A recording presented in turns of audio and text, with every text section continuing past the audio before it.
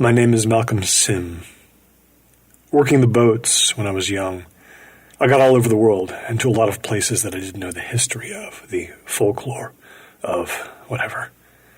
It only really cost me one time. I was shipping salt for CFT lines. We were docked in Varna on the Black Sea. There was trouble. I'd gotten in with a few guys who were smuggling pain pills all up and down the coast, and one of them talked. I woke up one afternoon on the boat, and suddenly it felt like I had maybe an hour to jump ship and get the hell out of there. I was terrified. I was 22. So I ran for it. I gathered up my stuff, I went right to the train station, and I pointed to a map on the wall just someplace west, into the middle of nowhere. And the woman sold me a ticket. I was on that train for 6-8 hours. I didn't expect it to get so hilly. And then the train was in the mountains. And we stopped at some remote station, a hut, basically, for what felt like forever, and someone told me the police were coming aboard to do a routine check of something or other. And I freaked out, and I snuck off.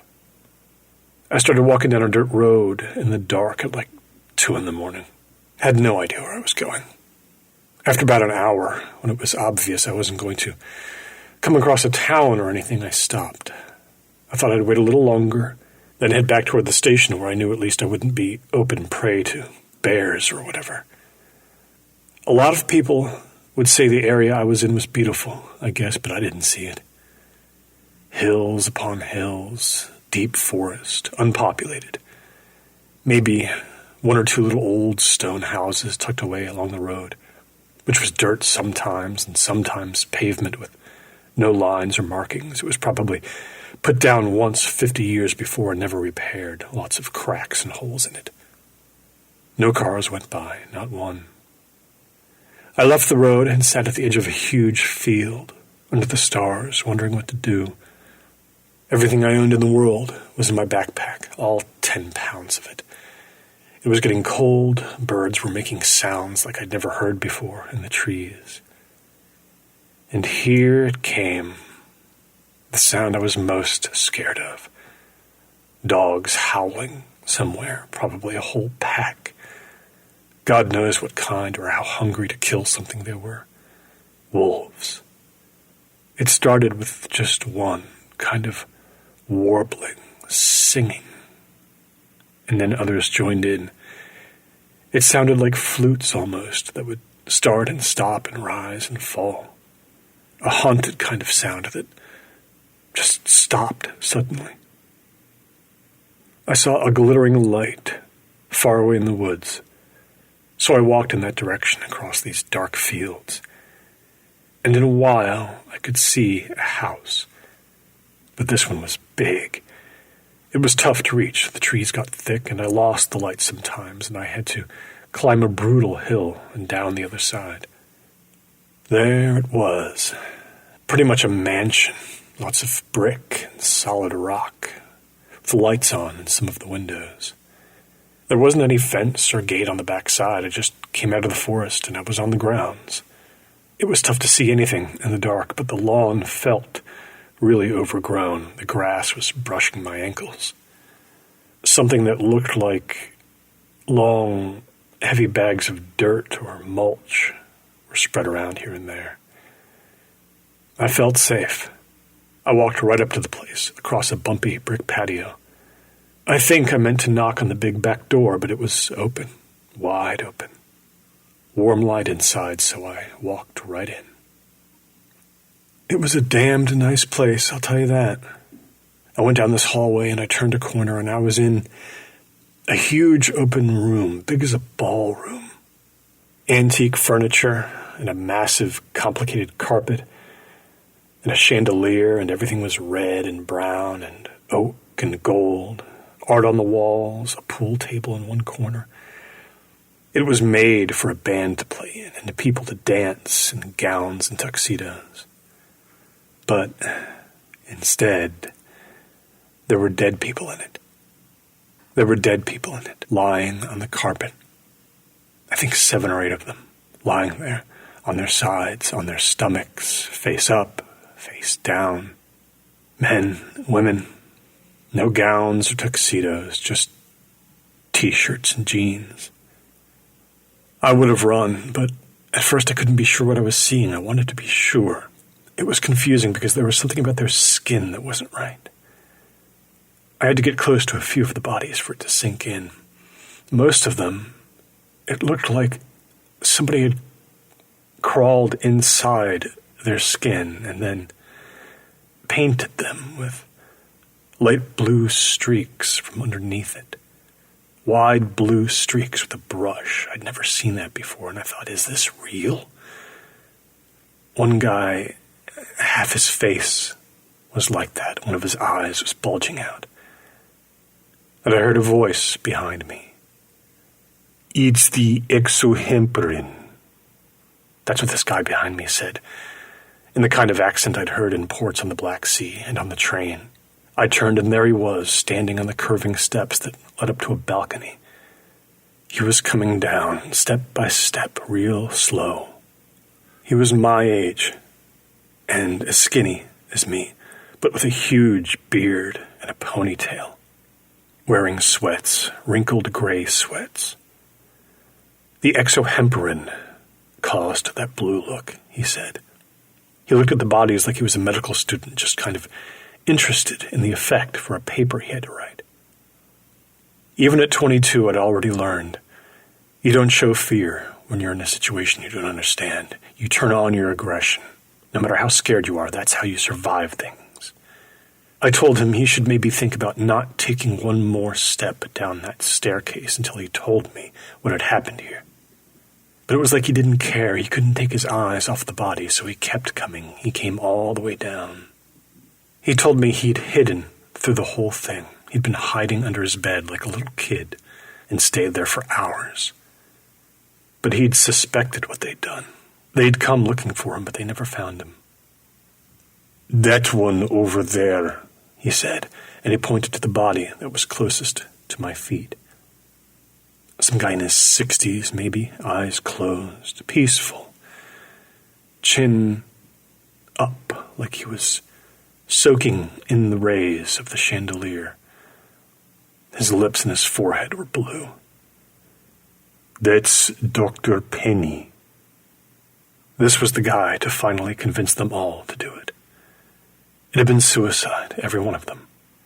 The ones here and the ones on the back lawn. The ones I'd thought, in the dark, were bags of mulch, maybe.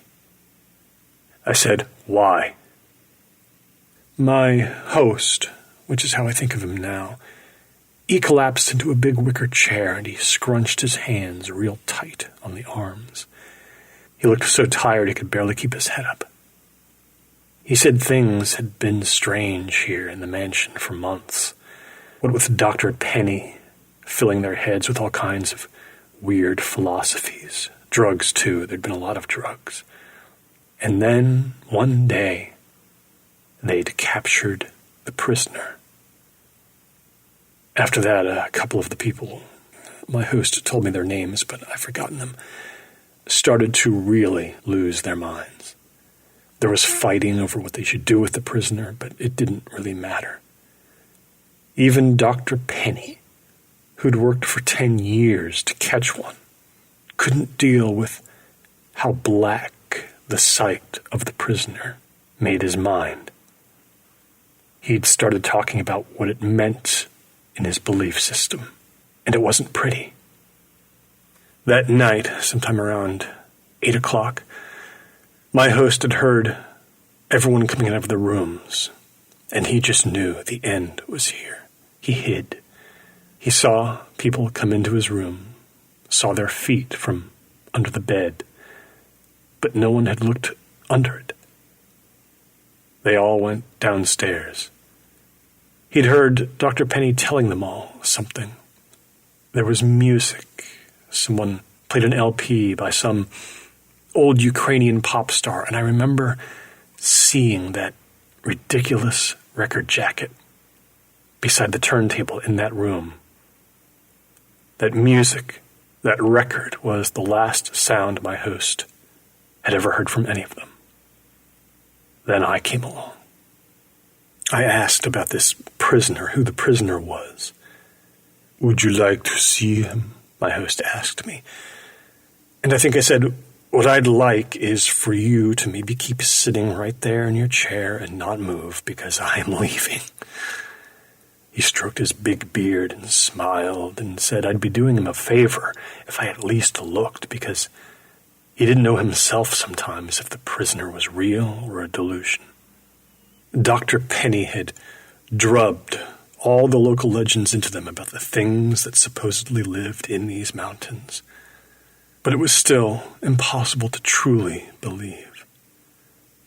He raised an arm and pointed to an oversized door in the corner of the room. He said it was right through there. That's all I needed to do was go through the door. I went that way. I tried not to look at the bodies again. I tried to keep an eye on my weird host as I went, but he didn't seem to have the slightest interest in approaching me. Through the door, there was darkness. Only if I kept the door open was there enough light to see by. The room was just as big as the one I just left, bigger even. But there was absolutely nothing in there. Just a vast cement floor in every direction, like I'd stepped into an empty factory or a slaughterhouse or something. An echo every time I moved. And up ahead, a big raised square. It looked like when you cover a pool with tarp stretched real tight. I moved deeper in. Then there was a sudden snapping sound and I froze. I heard chains moving, gears turning. I turned around and I saw my host's silhouette standing in the doorway. He'd reached an arm into the room and activated some mechanism on the wall that I couldn't see. Whatever was covering the mammoth square ahead of me was retracting. It was a rusty, clanging sound, like the mechanism was old or not cared for very well. It went on for about 10 seconds, and then it was quiet again. A giant grating had been revealed. My host tossed something through the air at me, underhand.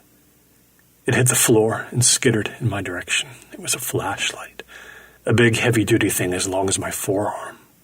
I stepped to my left and picked it up and switched it on. When I looked up again, the guy had left the doorway and was gone. I walked up to the grating and I shone the light into it. The grid looked metallic and created dozens of holes about 3 feet wide each. The beam from the flashlight reached down into the holes, but it died before it hit anything. I leaned over and coughed just to hear the echo. I could tell by it that the pit was very, very deep. Just blackness down there. It was cold down there, too. A draft came up. I looked and listened. I didn't know what I was supposed to be seeing or hearing, but I was fascinated by then. And I waited. Eventually, I heard something moving, shifting. I kept moving the flashlight, trying to spot it down there. The beam caught something. Some colorless mass about 15 or 20 feet down. At first, I swear I thought it was a giant balloon that was floating from left to right. That's what I thought because it was so quiet. But the beam caught more context, more depth, just enough to form a different shape. I think I told you already I didn't know anything about the region, the myths. Never read anything. Why should I have? I grew up in Akron, for God's sake. What passed from left to right down there, out of the shadows and back into them again so quickly, was the top of a human head and the bare neck and bare shoulders that supported it.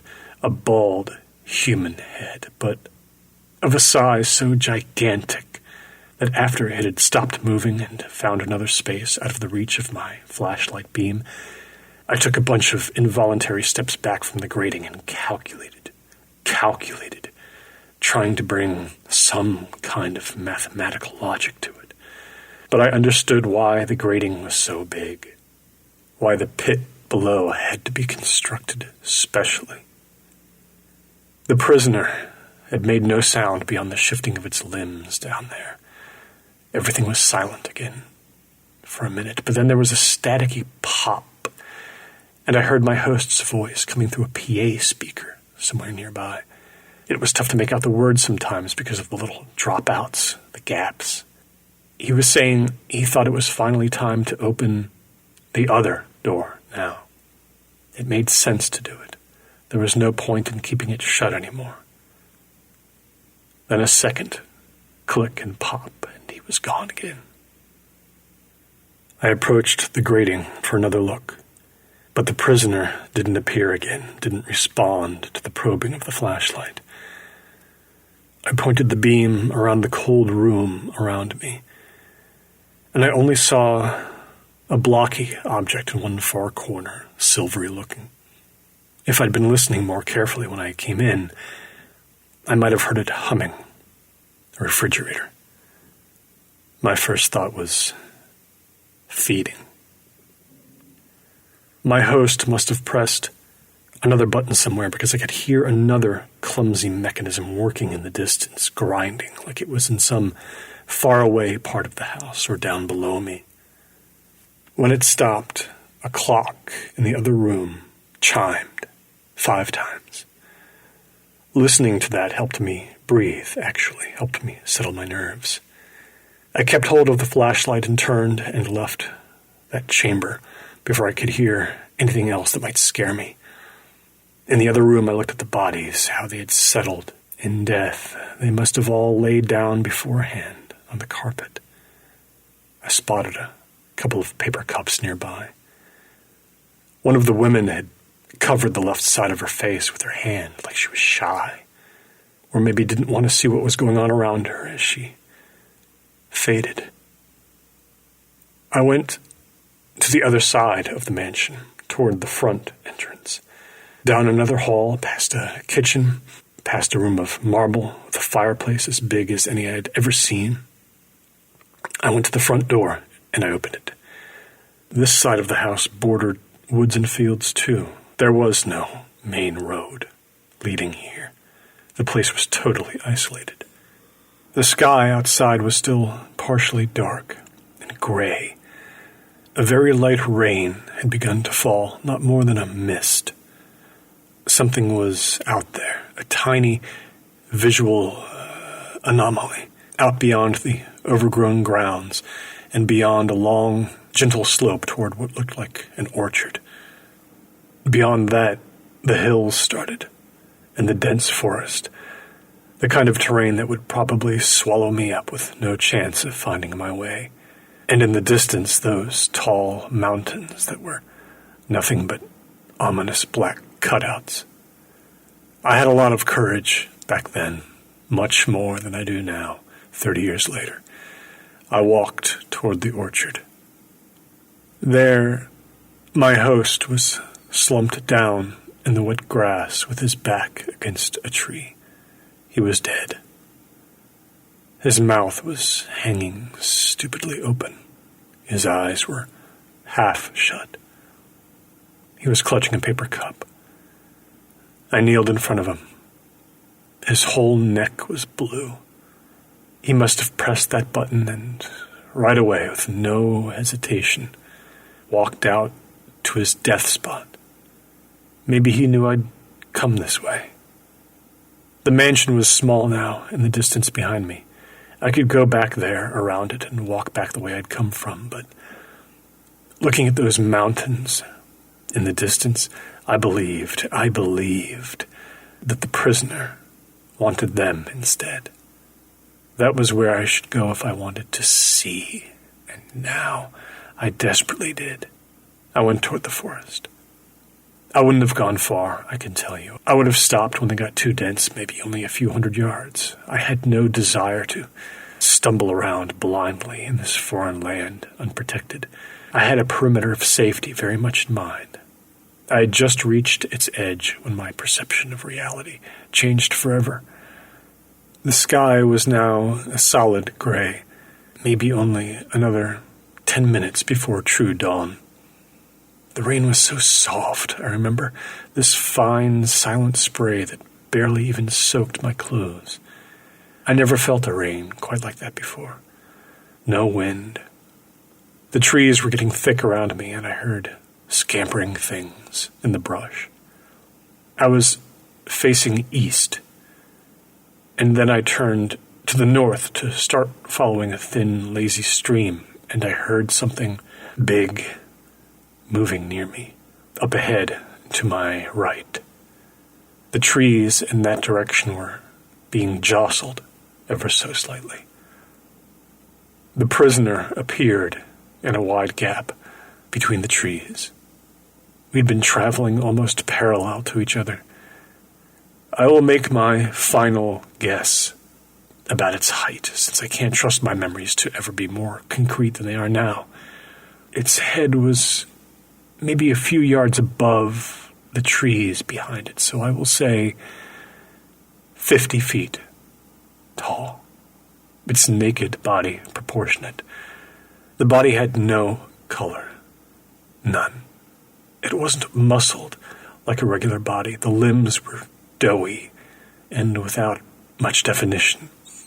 But it was recognizably a creature like you or me. It moved uncertainly with careful calculation. I craned my neck and saw it take 3 huge steps toward the east and then stop. The prisoner began to turn. Its head swiveled like it was totally unjoined from its body, where you or I would partially twist our torsos at some sound or scent behind us. It was only its head that turned, like on a rusty hinge. The prisoner had no corneas in its eyes. I didn't even know that word back then. I had to look it up later. They were just white all the way through. The defining ridges above them were almost non-existent, like someone had just pushed 2 white marbles into a malformed lump of dough and said, "I call you man." It saw me. I felt it. It was almost an out-of-body experience, the fear I felt, like my spirit was leaving me behind to die. I started to turn to escape, and then there was a split-second blip of movement in the sky, some dark mass flitting into my sightline from the right. There was a thumping sound that was delayed by the distance for maybe a quarter of a second, and then a small explosion of dust or ash erupted from the prisoner's neck and left shoulder. Dust or ash, not blood. It had been struck by a passing flock of birds. The prisoner's jaw dropped, and it shrieked, a high-pitched and almost musical cry, completely unlike anything I would have believed a body like that would have inside of it.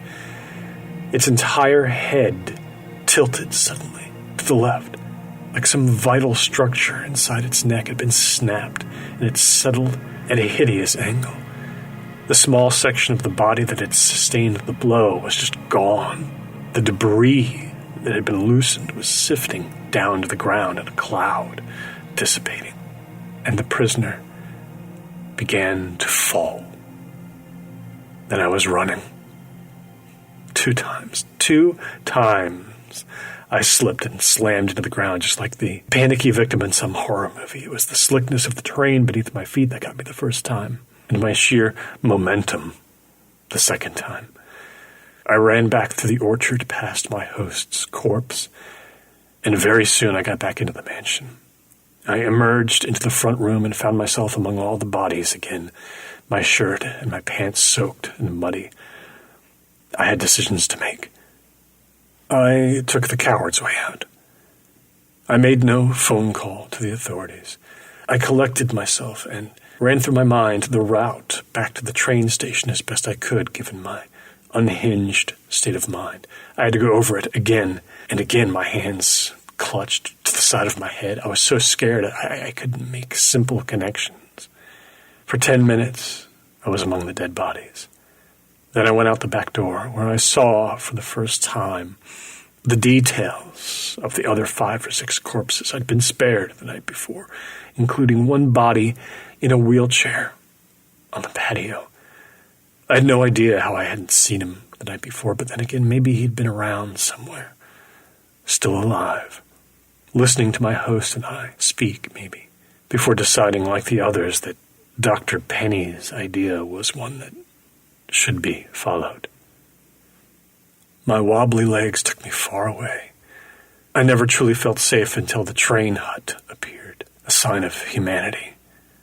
I couldn't go in there, not in my state. Whenever they eventually found the scene at the mansion, I'd be too memorable an image. That is, if the police in Varna hadn't already forwarded my picture around. I never did go back inside that train station. Getting out of the country took 2 weeks, and I had to cover a lot of ground on foot. No, I never saw another thing like the prisoner in my desperate time crossing that terrain. I heard wolves, and even saw them. I went hungry and sleepless, scared of so many sounds. I stuck close to villages and small towns and never rested my head at night unless I could see lights through the trees. On my last day in that country, I dared enter a library in a village called Bombrostu. I read things there about mountain myths and legends and impossible things no one believed in anymore. There was a newspaper in the library, too. Dr. Penny and his friends had only been discovered after 5 days of lying in and around that mansion. No mention of anything found in the surrounding woods. And who would know to look for the signs of something enormous having been dragged away by something of similar size? I read about one more thing there in the library, about birds, and how unlikely it was that a whole flock of them could miscalculate and crash into an almost stationary object, maybe killing them all. And to this day, I think they were attacking instead. Within a month, I'd managed to get to Warsaw. Then someone got me on a boat all the way into Dundee. Inside of 3 months, I was back in America. I've never committed another crime. I'm 52 now. I live in Jersey City. Here, the closest things to real mountains are giant towers of steel and glass and construction cranes that make these rusty, high-pitched, almost musical sounds when they bend just so in the distance.